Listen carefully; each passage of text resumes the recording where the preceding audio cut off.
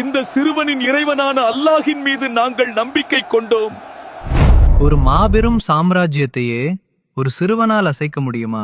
ஆம், மரணத்தை முகத்துக்கு நேராக பார்த்த அந்த சிறுவனின் கதை இது. தன்னை கடவுள் என்று சொல்லிக்கொண்ட ஒரு ஆணவமிக்க அரசன், அவனுக்கு துணையாக ஒரு சூனியக்காரன். அந்த சூனியக்காரன் முதுமையடைந்த போது தன் கலையை வாரிசாக கொடுக்க ஒரு புத்திசாலி சிறுவனை தேர்ந்தெடுத்தான். அரசன் அவனை அனுப்பியது சூனியத்தை கற்க. ஆனால் அல்லாஹ் அவனுக்கு வேறொரு பாதையை தேர்ந்தெடுத்தான். செல்லும் வழியில் ஒரு துறவியை சந்தித்தான் அந்த சிறுவன். சூனியம் என்பது தீய வழி, அல்லாஹ் ஒருவனே சக்தி உடையவன் என்ற அந்த துறவியின் வார்த்தைகள் அவன் உள்ளத்தில் ஆழமாக பதிந்தன.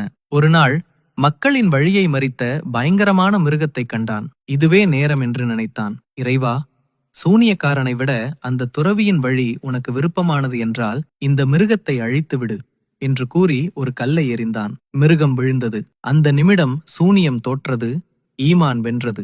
சிறுவனின் பிரார்த்தனையால் குருடர்களுக்கு பார்வை கிடைத்தது. நோயாளிகள் குணமடைந்தனர். இது அரசனின் காதுக்குச் சென்றது.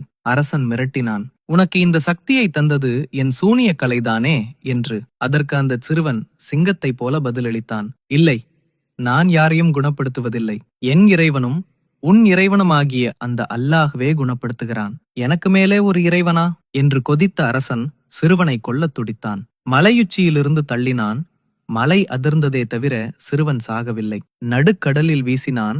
கப்பல் கவிழ்ந்ததே தவிர சிறுவன் முழுகவில்லை. ஒவ்வொரு முறையும் என்னல்லா என்னை காப்பாற்றி விட்டான் என்று அரசனை நோக்கி நடந்து வந்தான். கடைசியாக அந்த சிறுவன் சொன்னான், நான் சொல்றபடி செஞ்சா மட்டும்தான் என்னை கொல்ல முடியும். மக்கள் அனைவரையும் ஒன்று திரட்டு, இச்சிறுவனின் இறைவனாகிய அல்லாவின் பெயரால் என்று சொல்லி என் மீது அம்பை எறி என்றான். அரசன் அம்பை எறிந்தான். சிறுவனின் உயிர் பிரிந்தது. ஆனால் அங்கேதான் வரலாறு மாறியது.